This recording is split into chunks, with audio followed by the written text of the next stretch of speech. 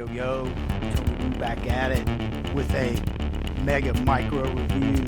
Try to review the books under a minute, give you the deets. Maybe there's something you're on the fence about, you're not sure. Maybe there's something brand new that you see that, it gives you enough info where you want to get into it. And then also, participation is highly encouraged. If there's something out there that you're into and you don't see it, let me know. That way I can get into it. That's how I like to do stuff, man. The comic book community, it's huge.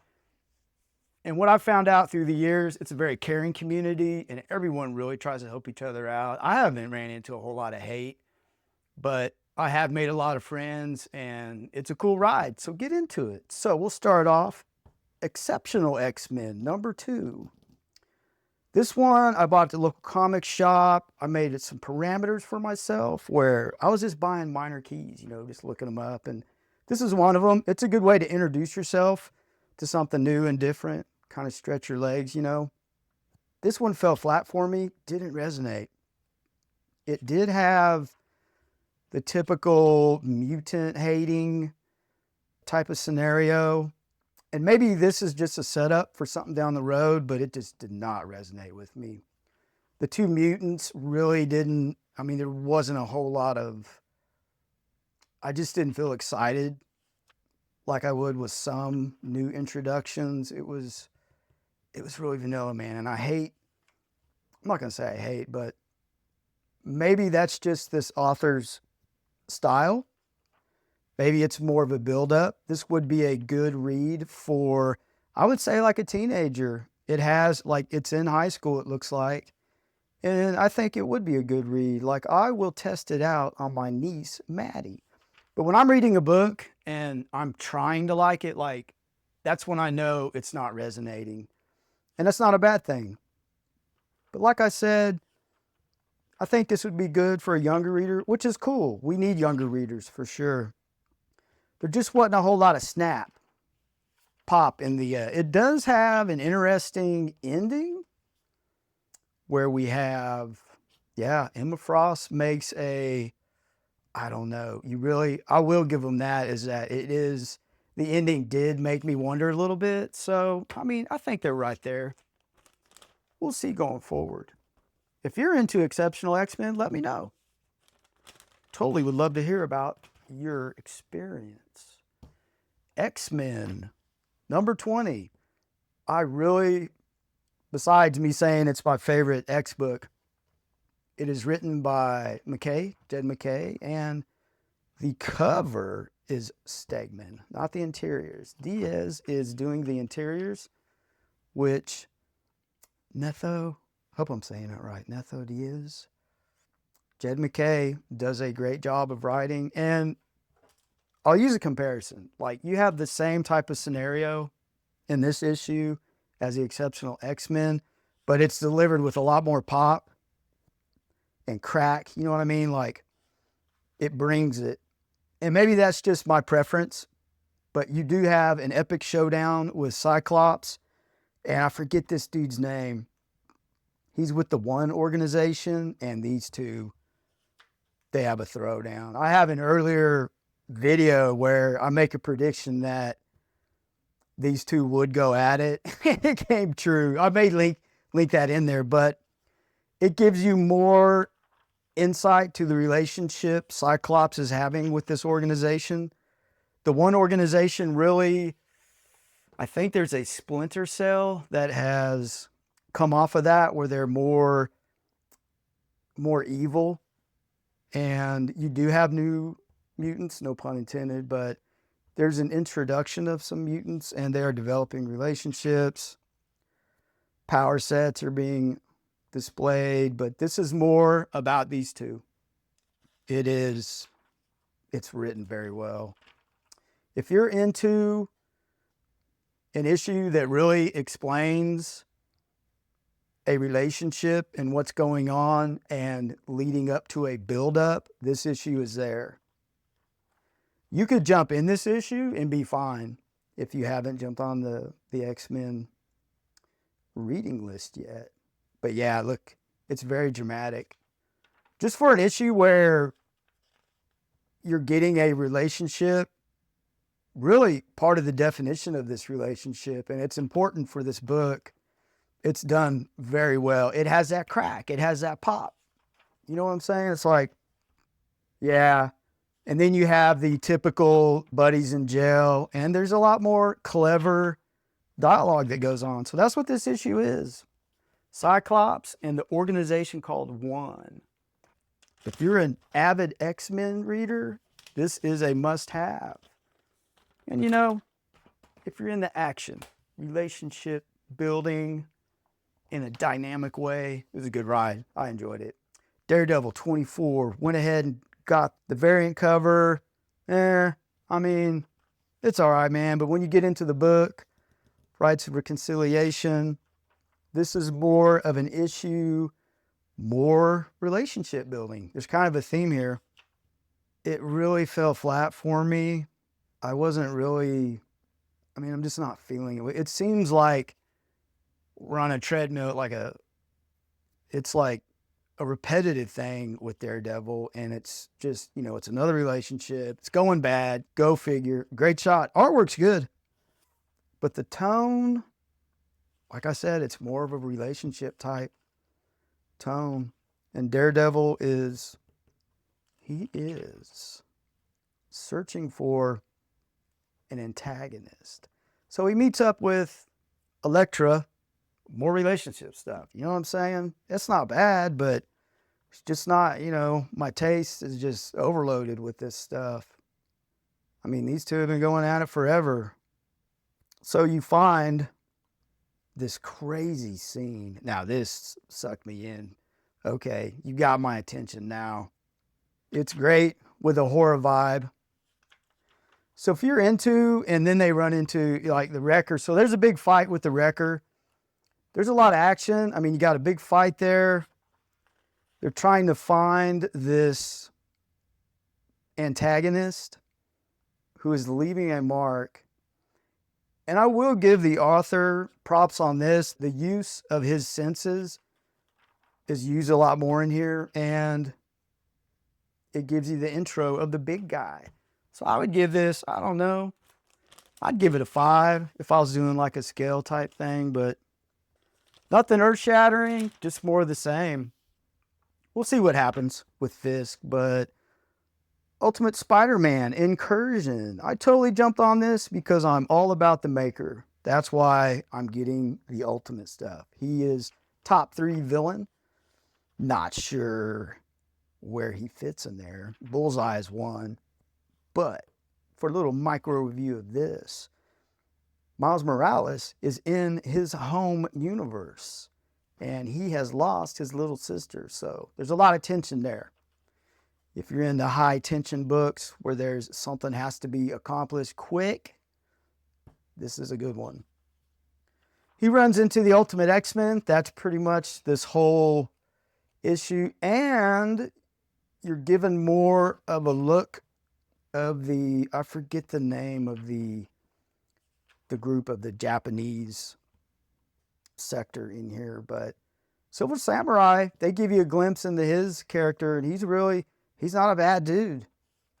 So there's more building of these characters, which I think is going to be important for when the Maker is released. And there's something about his sister.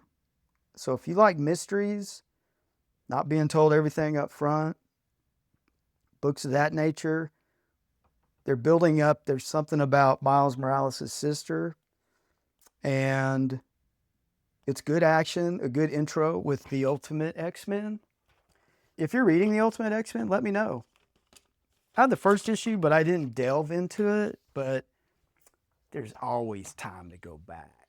So the Ultimate Universe, Incursion, I would recommend it if you are hardcore into the Ultimate Universe.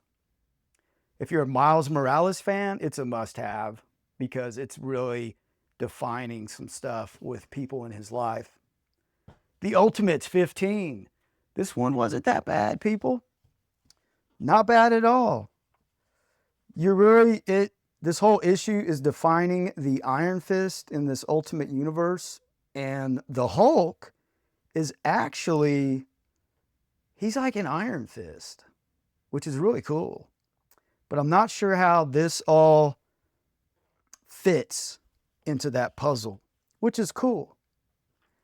I like to think about stuff. So you're introduced to a whole, like if you're into new characters, the defining of a new intro of a character, this is a good read. And if you're into the Ultimates, it's a must-have, of course. There's a lot of, a lot of these issues were slow building to me, and some of them I was like, golly, this is it. But I think some of this character development is going to come in handy when the Maker gets released. I think we're going to see a lot of, gosh, surely we're not going to have another Ultimatum wave. There's no way. But you know what? Someone's going to die. You're also introduced to one of the Hulk's henchmen. They give you a good, there's a great interaction with She-Hulk. For some reason, she can live without her heart. Like, I guess it regenerates that quick. So you have more power definement in one of the Ultimates, and she cannot stand the Hulk. So this is a must-have if you're following the Ultimates. And you can jump on anywhere with the Ultimates. I don't think there's a specific entry point, but it's been like that with me. You know what I'm saying?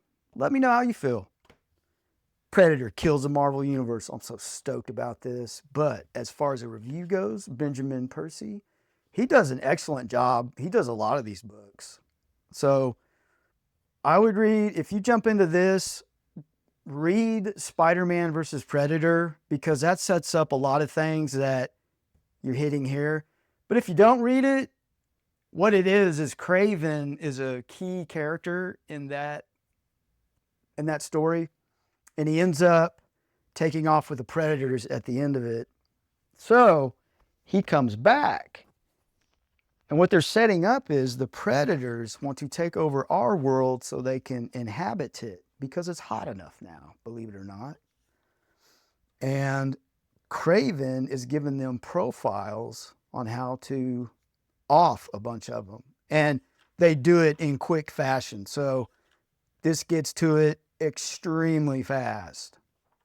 The Guardians of the Galaxy are like that. It's like a lot of your whoever kills whatever universe, it's people are out like that. They're gone. So Kraven is pretty much giving them the, see how they try to help people. That's what you can do to take care of this. And I believe at the end of Spider-Man versus Predator, they collect a Predator that got the beat down, and man, it's totally worth it. They're giving him the Weapon X treatment, and they call it Predator X. As a matter of fact, I have 2 copies of this just for that reason alone. If you're into keys, get this one for sure. And I would even collect, if you're into keys, I would get the whole Spider-Man versus Predator. I would grab that, and I would totally get on this, because you're being introduced to some pretty dynamic stuff in here. And Percy delivers. So you're introduced to a Predator family, and just to keep it short, the Micro Minute, it's pretty much that. They take care of the Fantastic Four, and the artwork is great. Like I said, they do it fast. And you are left. The Thing is in outer space. I don't know how long he can last out there, but they take off Reed Richards' arm. He's going into shock. And even when he's going into shock, he's given like specific details. Like, I have 15 seconds before I pass out. But it is a must-have if you're into high octane, high energy, a key collecting. Totally get that. Matter of fact, I have 3 copies. I bought, the variant covers are great too. I bought the Del Auto variant cover. Oh, it's gruesome. If you're into horror, must have. Captain America issue 2. This thing is going to deliver. I'm telling you, if you're another key collector, you have to have this. You have to have one for sure. It introduces Captain America. Well, what they're doing is redefining the retconning where Captain America is unfrozen around 9/11.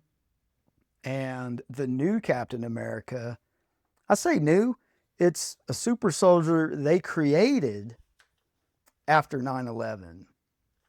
And the word on the streets is that, I believe, issue 6, there will be a team formed where each nation, they were also developing their super soldiers. So you're going to see that in the future. Hardcore Captain America fans, I don't see how you can not read this.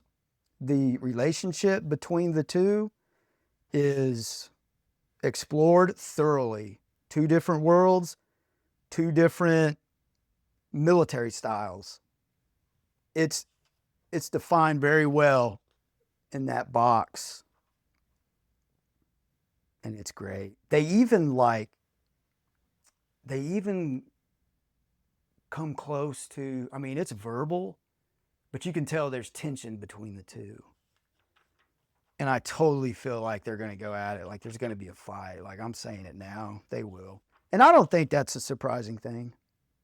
And you get more also in this issue, you will get some flashbacks to when Cole he's overseas and they're giving you, his mental makeup, what shaped him to be who he is. Because the super soldier serum, if you remember, it's not just about gaining super strength, the serum enhances you in all ways. So whatever's in you, like your mental makeup, it enhances that as well. If you're into Captain America, let me know what you think about that a little bit more, because I'm not a huge Captain America fan, but as far as like keys, I knew it. I just knew this was going to be something special. And so far, the story's cool. I totally love it. Doom has just taken over Latveria, and it's about them going in and stopping that.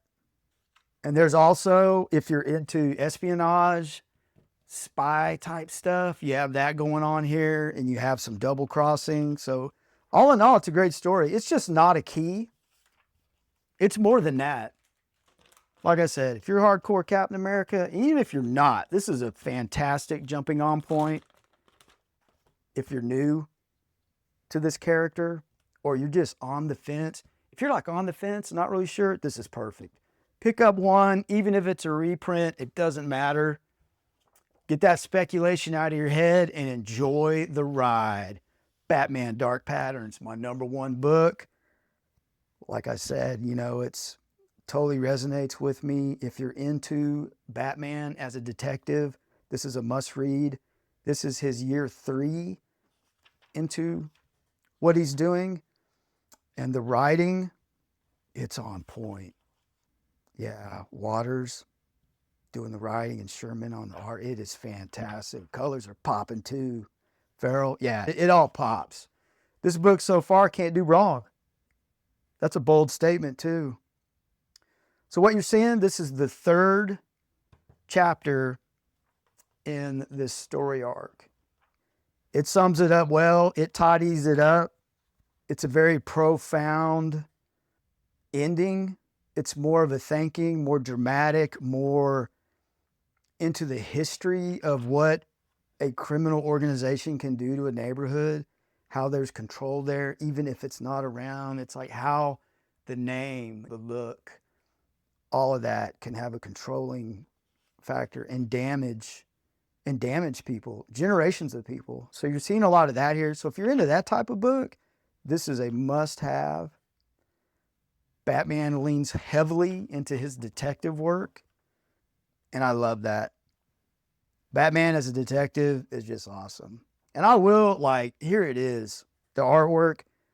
The way I interpreted this scene was almost like an umbilical cord.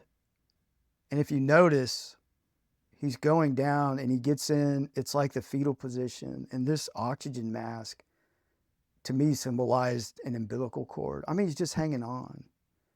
And even what he says as he's going through that motion, it's very impactful. What can I say?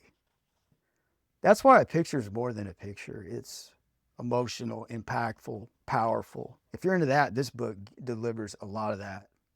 I would say, man, I wouldn't jump in the middle of this. I would get the trade paperback because you're going to want more and you're going to want to know what happened in the beginning. So I wouldn't just jump in unless you're planning on buying the whole series like me.